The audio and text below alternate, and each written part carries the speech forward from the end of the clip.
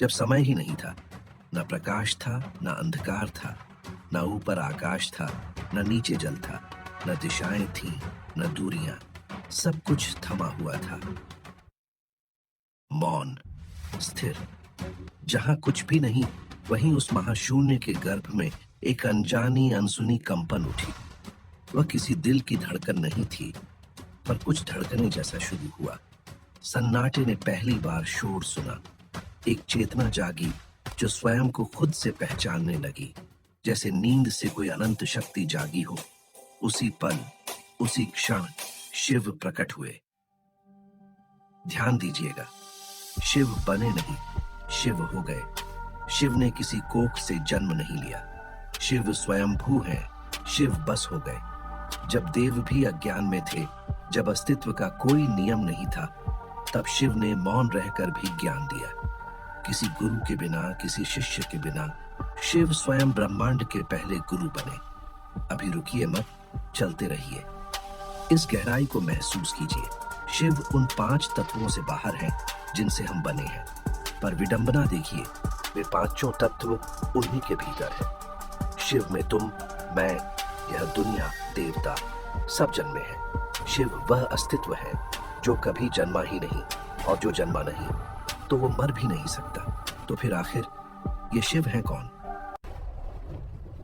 शिव वो हैं जिन्होंने अपनी पलकें खोली तो उनके शरीर के तेज से ऊर्जा की पहली लपटें उठी। ब्रह्मांड ने पहली बार ताप महसूस किया। उसने जन्म लिया, पहला तत्व अग्नि का। वह अग्नि जो विनाश भी है और सृजन भी। शिव वो हैं जिन्होंने पहली श्वास ली और उस श्वास से सन्नाटा टूट गया। हवाओं ने बहना सीखा। जिसने जन्म लिया दूसरे तत्व को, वायु, तो आज हर प्राणी के भीतर प्राण बनकर दौड़ रही है। जब पैर रखने को धरती नहीं थी, तब शिव ने अपना कदम उस अनंत शून्य पर रखा, और उनके कदम पड़ते ही वह शून्य फैल गया, अनंत हो गया, असीम हो गया। जिसका कोई छोर नहीं बना आकाश।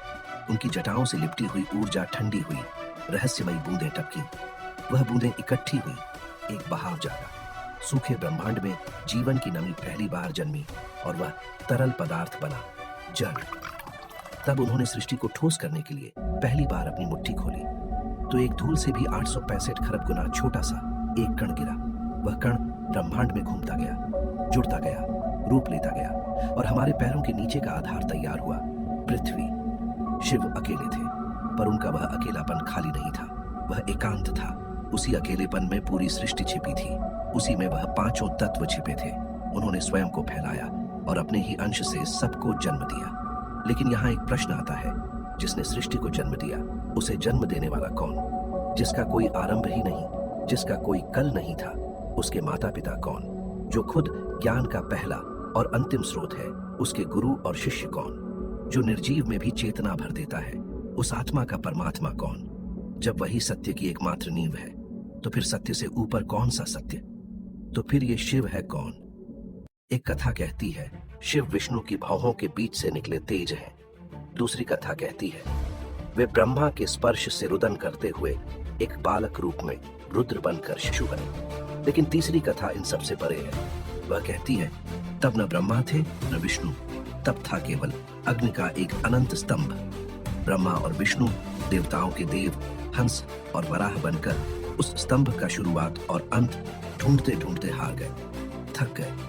और जब उनका अहंकार टूटा, तब उस आदि अंतहीन अग्नि से महादेव प्रकट हुए। परंतु जरा सोचिए, जो खुद अग्नि को जन्म दे, वो अग्नि से कैसा जन्मा? जो शक्ति का मूल हो, वो शक्ति से कैसे निकला? जिसने देवों को बनाया, वह देवों से कैसे प्रकट हुआ?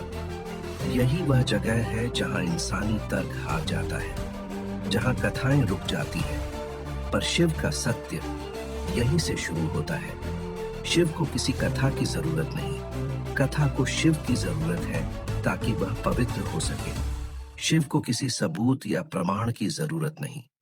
यह पूरी सृष्टि, यह पहाड़, यह नदियां, यह तुम और मैं, स्वयं उनका प्रमाण है।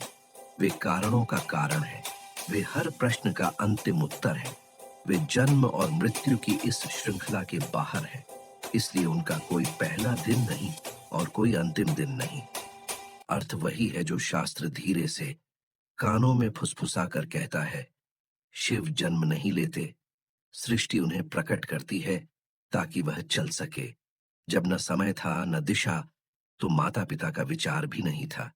जब न सीखने को कुछ था न सिखाने वाला कोई, तो गुरु किस चीज का। जब चेतना ही केवल शिव थे, तो आत्मा और परमात्मा में भेद कैसा। शिव शुरुआत नहीं, शुरुआत होने की वजह है।